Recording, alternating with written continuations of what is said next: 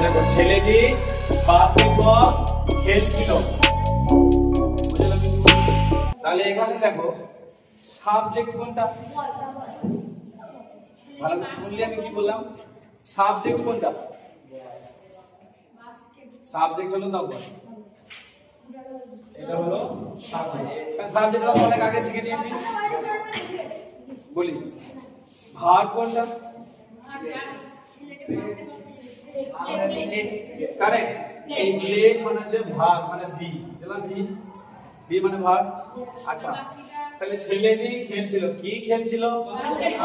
Basketball. এই কাজটাও করছিল, তাই এইটা হবে আমাদের, এইটা হবে আমাদের কি? এটা হবে আমাদের ঠিক আছে। সেকেন্ড সেন্টেন্স আমরা দেখব। দেখো আই টিচ ইউ ইংলিশ, আমি তোমাদের ইংরেজি পড়াই। আচ্ছা বলো সবার প্রথম রিল্যাক্স। আই মানে আমি, টিচ মানে পড়ানো, ইউ মানে তোমাদের, ইংলিশ মানে ইংলিশ স্পেস। টিচ মানে কি? পড়ানো। আই মানে আমি, প্রথমে বললাম। তাহলে এই যে সেন্টেন্সটা আমি লিখেছি, এই সেন্টেন্সের মধ্যে কোনটা ভার্ব আগে আমাকে বলো তো, কোনটা ভার্ব? টিচ। টিচ, টিচ মানে কি? পড়ানো। Good, thank you. তাহলে টিচ মানে হচ্ছে পড়ানো, তাহলে এইটা হয়ে গেল আমার ভার্ব। ঠিক আছে, বেশ। সাবজেক্ট কোনটা হলো?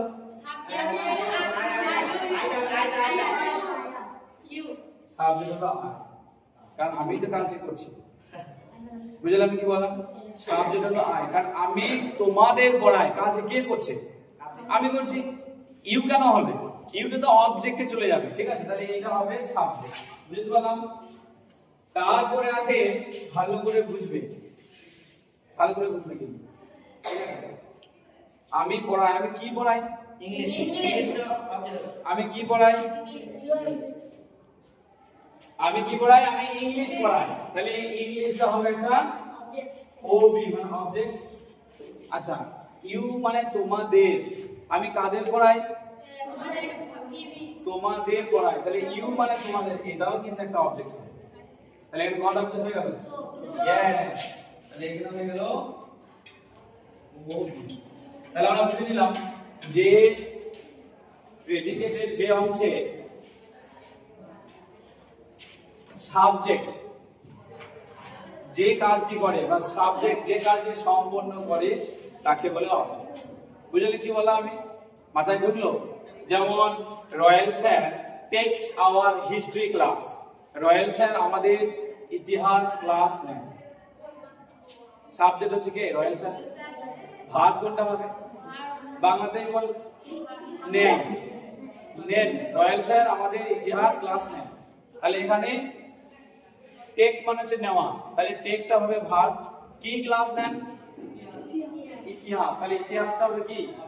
অবজেক্ট। বুঝলে আমি কি বললাম? তাহলে আমি অবজেক্টটা ক্লিয়ার করাতে পারলাম।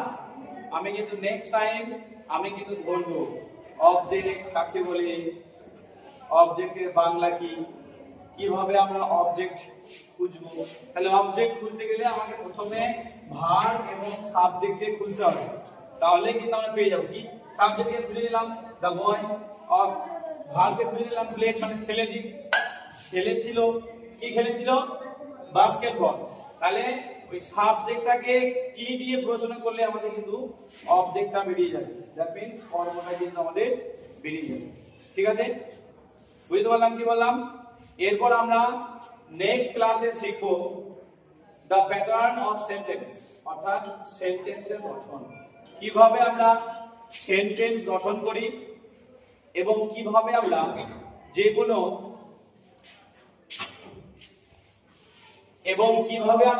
যে কোনো সেন্টেন্সকে বাংলা থেকে ইংরেজিতে ট্রান্সলেট করব, কিভাবে কোন প্যাটার্নটা আমরা ইউজ করে একটা ইংরেজি সেন্টেন্সকে কারেক্ট করব, সেই জিনিসটা আমরা নেক্সট ক্লাসে শিখব। বুঝলে কি বললাম? ঠিক আছে, আজ এতটাই থাক, নেক্সট ডেতে আমরা আবার শুরু করব। ক্লিয়ার? আর একটা एग्जांपल দেখে নাও। দেখো ইউ মানে তুমি, সেল মানে হচ্ছে বিক্রি করো, আর বুকস মানে হচ্ছে বই। তাহলে তুমি বই বিক্রি করো। এখানে অবজেক্ট কোনটা হবে? সেল। নো, অবজেক্ট ভালো করে। অবজেক্ট। সেল মানে বিক্রি করা, এটা তো ভার্ব। কি বিক্রি করো? বই বিক্রি করো। তাহলে এই বইটা হলো বুঝলেন আমি কি বললাম? মাথায় ঢুকলো কি বললাম? হ্যাঁ, এক্সাম্পল করে লিখেছিস তো?